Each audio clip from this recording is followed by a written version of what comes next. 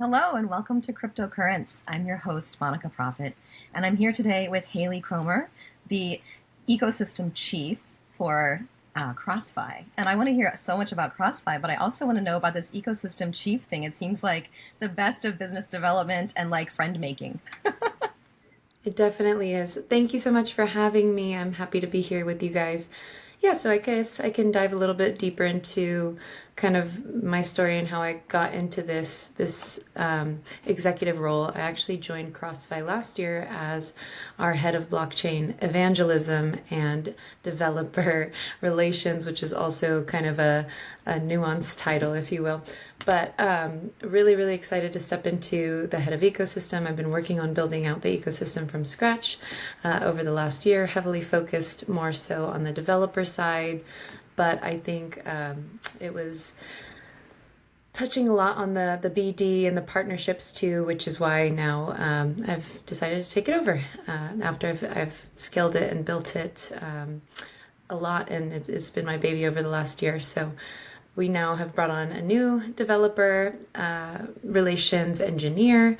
We also have a head of our ambassador program, and then our ex ecosystem chief is now sitting on our team as an advisor. So we definitely have a good support system here for the ecosystem side and a lot of really cool things coming. That's amazing. That sounds so cool. So, can you tell me a little bit about what CrossFi really is at its core? I mean, I know a little bit about it, but it's not that common to be seeing CrossFi as a solution here in the States, just because you guys don't really, you're not really that active here. But what exactly is CrossFi trying to do?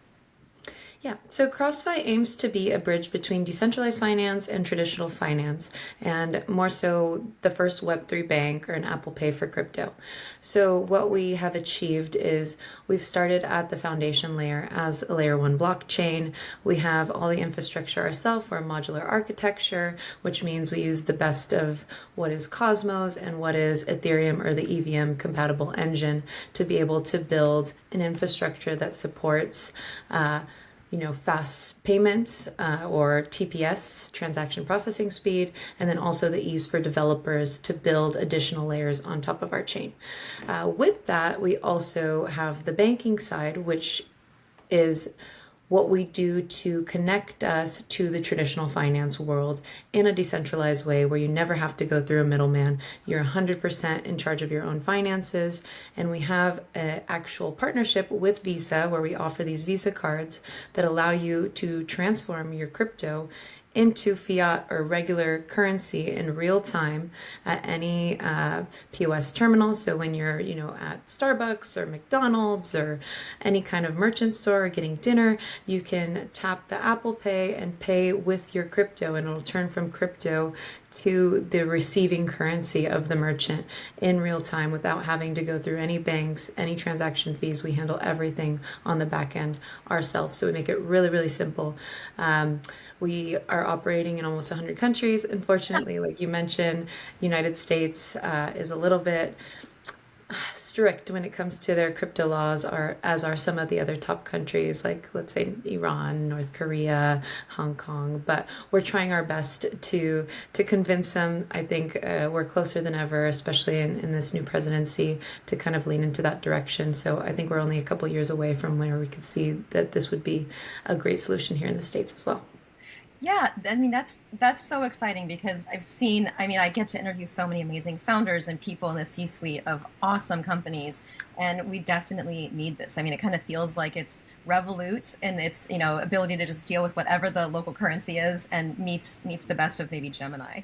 So I just love this. And as an L1 achievement, I mean, to have a partnership with Visa that early, it's just incredible. How long have you guys been at this, and how long has CrossFi been in existence? Yeah, so our founder has actually been in traditional banking for a really, really long time. The blockchain kind of came secondary. And then about 4 years ago, he started bringing on developers to make it happen. And then I came on board about a year and a half ago when he started bringing on the C suite to start with the marketing and start laying out the foundation for the L1. We went from testnet to mainnet. EVM mainnet launched last September, and then we've just been like off to the races since then. Our app just came out out and within like 2 or 3 weeks ago.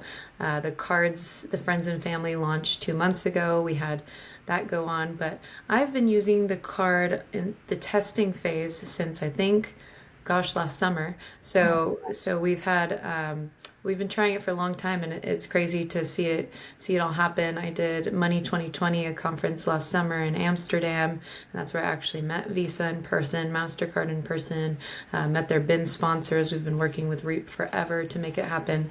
So it definitely it's taken some time. Our founder has been in traditional banking for 20 plus years, but the blockchain part with the developers 4 years, and then only in mainnet since September. But it's been both a slow and quick process.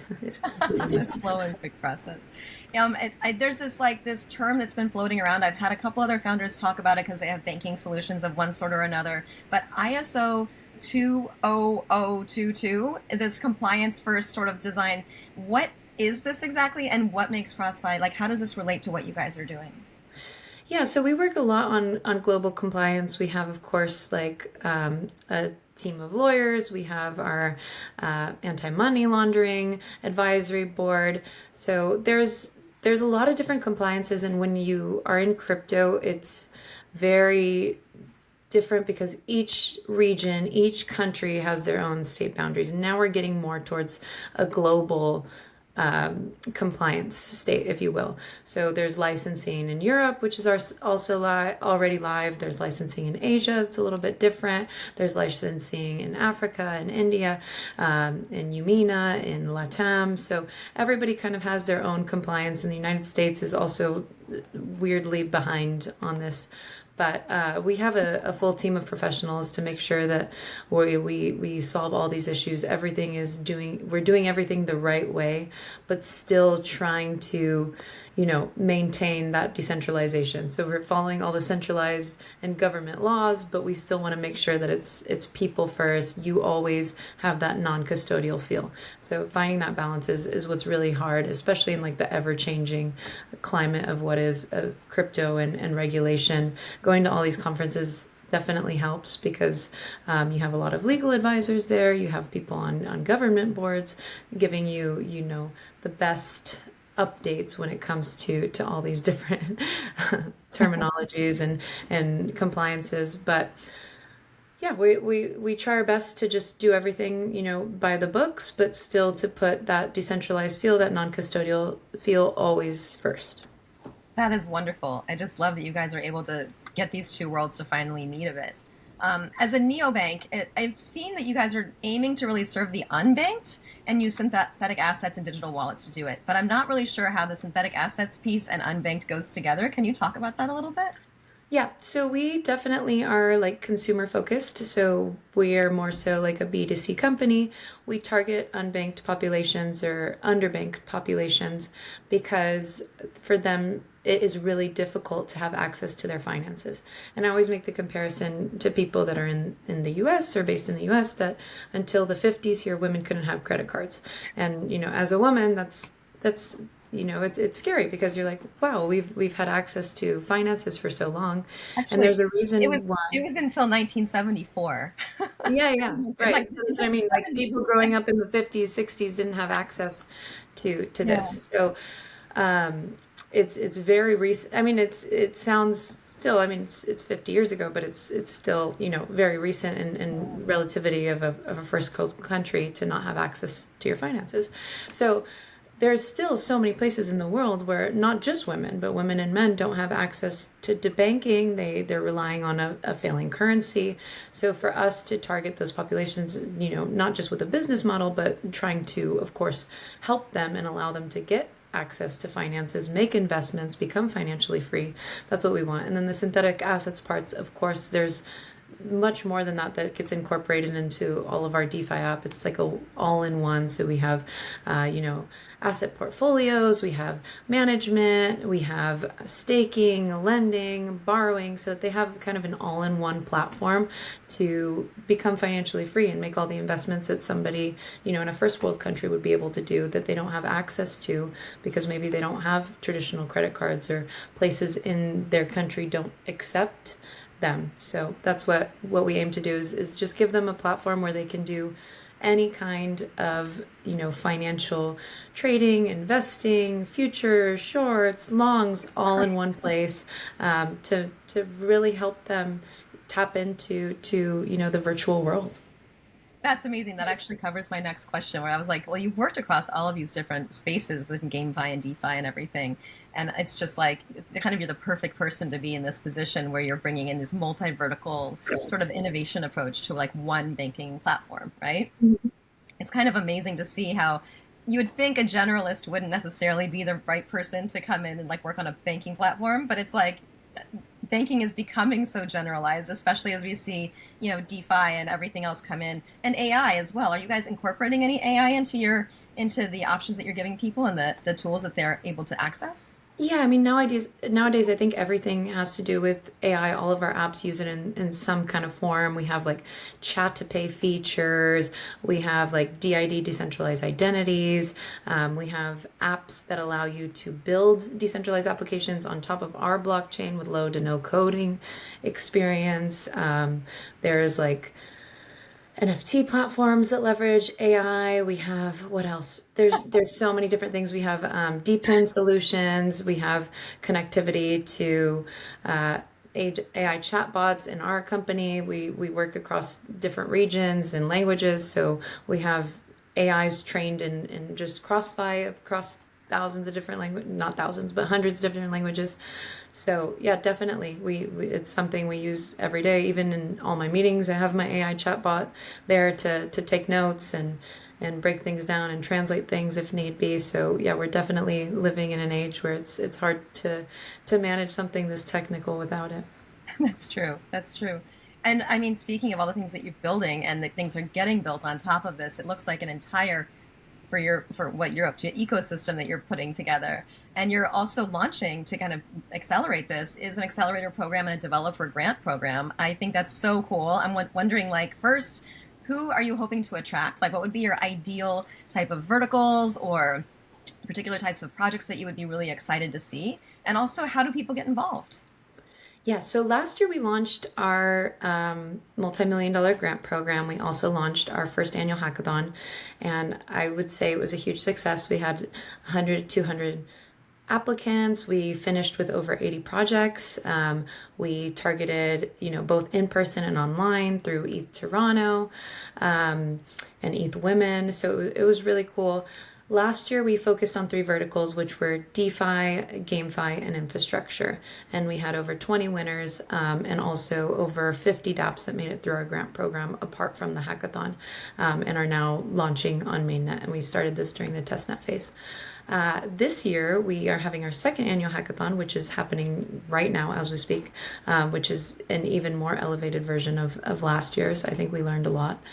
So we have over 10 workshops that we're teaching, developer workshops from all kinds of different companies, Oracle companies. We have our partners at Alchemy hosting a workshop. So we're doing everything that we can to support this year's round of developers. We have launched CrossFi Expert Network, which is all the experts from last year coming on to give advice and be judges in this year's hackathon and really support the new leg of devs that are coming in. So we have the workshops, the experts. Now we have a town hall meeting that we do. We have a cross-chain series where we bring in different chains to teach us how to focus on interoperability. So a lot going on in the pre-hackathon. Right now we're in the application period, so you can go online to xfi or xfi.foundation/hackathon and apply. We'll be vetting the top projects. We're hoping to get like 100 to 200, and then they'll have a month-long hacking period. So they'll have a month long to build out their projects with full support from our team, 24/7, answering in the chat, workshops happening twice a week. So we're really, really excited about it. And then those winners will be eligible for up to $500,000 worth of our staking token. And then they'll be able to move to our incubator and grant program where they can receive liquid grants in XFi in our native token. This year we're focusing on AI, edutech, and interoperability. So what that looks like is AI and machine learning apps, education platforms, or SocialFi platforms with like incentivization, like NFT badges or Coursera type platforms. We're building out something called CrossFi University, and we're going to bring this all together on an on-chain platform. And then also interoperability, like play ready player battles with other chains, like something like Ethereum versus Solana or CrossFi versus Polygon. We really want to make it fun, and then also like interoperability features for DeFi or our infrastructure layers as well. That's incredible. And so you're actually not only just trying to get more users on and get into more and more jurisdictions and be compliant globally, but you're also actually going to be actively doing edutech is what you really want to see people being able to do, which is like just to build out your own university as an actual like as it's a formal platform that people can apply to or people can learn from. What is the format that it's looking like for people if you were just to be a user and you want to like learn? How do you what is that vision for that platform looking like? Yeah, so my vision for this is not just, it goes way beyond CrossFi. So I want to merge every single thing that's happening within our foundation and ecosystem in an all-in-one platform.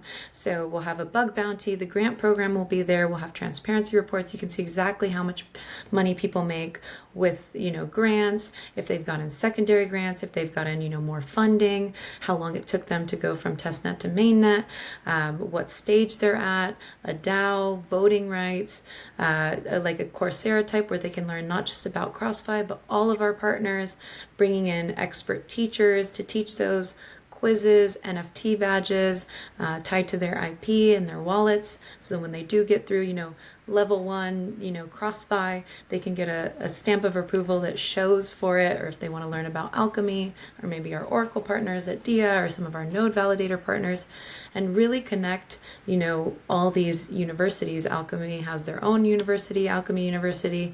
There's a lot of other universities popping up.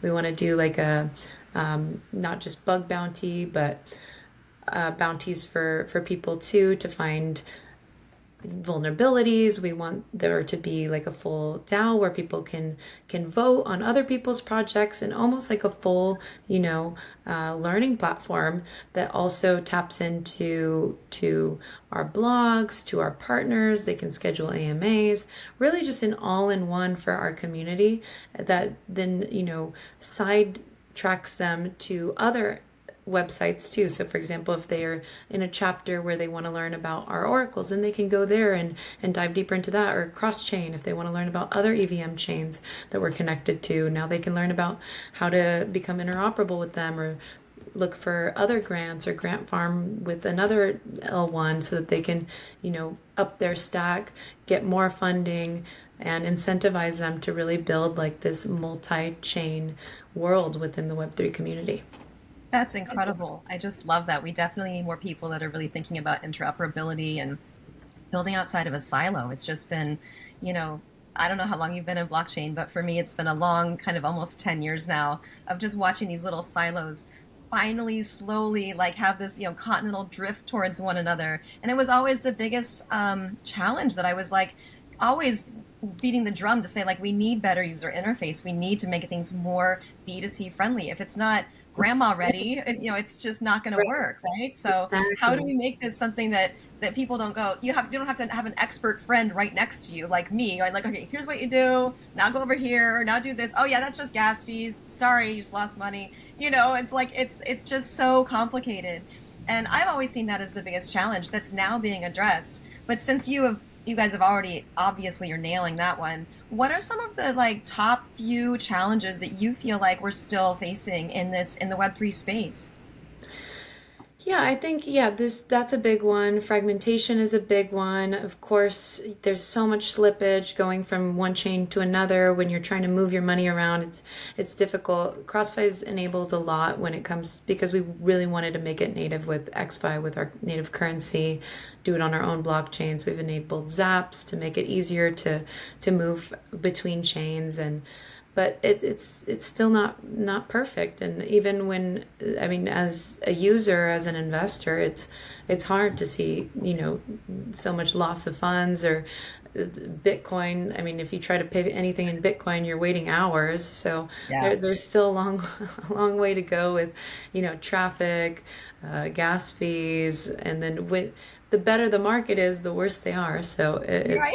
Isn't that the worst? I'm like, come on, guys, we've got to do something to make that not correlate yeah. completely, you know? That's why we went for, our own hybrid model. We wanted to make sure that the transaction processing speed was fast, which was Yeah. huge for us to be able to get it down to milliseconds, because you can't just sit in a restaurant for an hour. Imagine if we were trying to pay with Bitcoin. You can't sit in a restaurant for an hour and try to pay your bill and just wait. We had to do something that worked like traditional finance, like if you were to use a Visa card.